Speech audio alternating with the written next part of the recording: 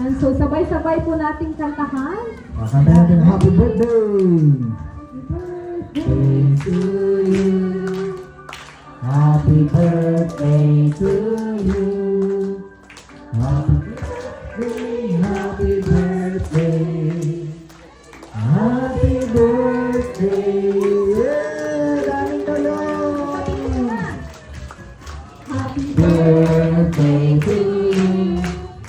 Happy birthday to you. Happy birthday, happy birthday, happy birthday to you.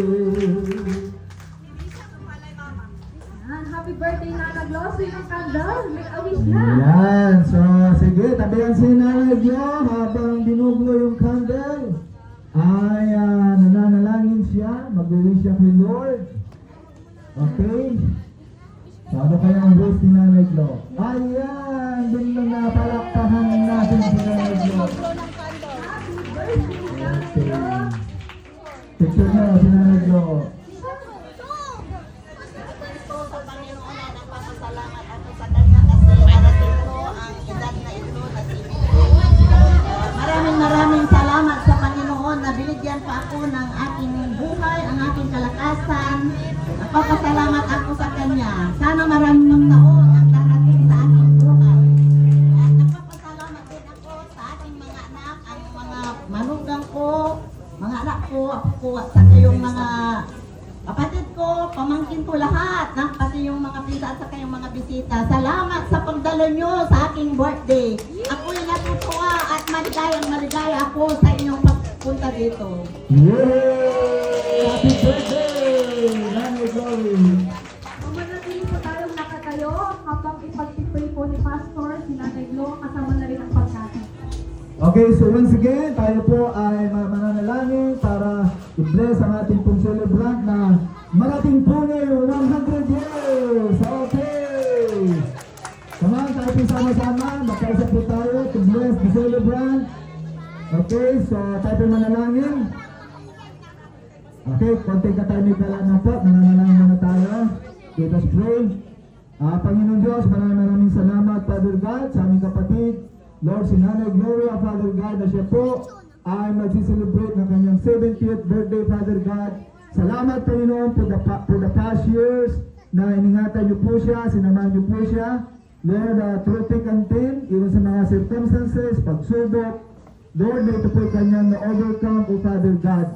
At dalangin po namin, Ama, na marami pang taon na itong pagkakalob sa kanya, Lord, yung kanyang desire. Sinabi niyo po in Psalm 27 verse 4 na delight yourself to God and He will give you the desire of your heart. Kaya Panginoon, ano nang naisin, Lord, ni Nanay Glo sa kanyang buhay, sa darating pantaon, Panginoon, Lord, in the mighty name of Jesus, we declare, Lord, that you will bless her, O Father God, that you will protect her, Lord, at bigyan niyo rin po siya ng kalakasan, kalusugan, Panginoon. Lord, ang masayang pamilya, nagkakaisa, nagmamahalan, Panginoon, at through Lord, na sa magdarating pang Panginoon, O God, ay more blessings, more fruitful years, O God, sa buhay po niya, masayang taon, ibibigay niyo, Panginoon, at patuloy po siya pakaingatan, Lord, at hilay po siya, Panginoon, sa anumang sakit karamdaman, in the name of Jesus, at Lord, ang iyong protection, ipagkaloob sa kanya, sampo ng kanyang pamilya, sa kanyang mga anak, manugang, at apo, Panginoon. Kaya salamat po Diyos, patuloy po siyang samahan, patnubayan, Panginoon, ang aming kapatid nito, Lord God, at patuloy maranasan, Lord, ang masayang buhay sa mga darating pang panahon, O Diyos. Lord, sinabi po noon sa iyong salita that you will never leave us nor even forsake us, O Father God. At kapag lagi ka namin inuna sa aming buhay, Lord, tunay, truly indeed, that your blessings, O God, that the blessings from heaven, Lord, ay patuloy po ipagkakalob sa amin, O Diyos. At sa lahat, yung kaligtasan, Panginoon, yung buhay na walang hanggan, O Diyos, na nakalaan, O God, sa iyong mga anak, na nanalig at nanampalataya, Panginoon.